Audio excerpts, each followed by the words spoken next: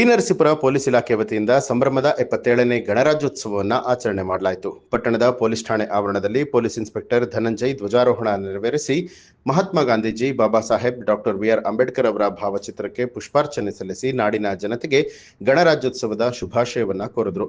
ಈ ಸಂದರ್ಭದಲ್ಲಿ sub inspector Jagadish Dhulashetti, ASI Cheluvaraju ಸೇರಿದಂತೆ ಆರಕ್ಷಕ ಸಿಬ್ಬಂದಿಗಳು ಉಪಸ್ಥಿತರಾಗಿದ್ದರು.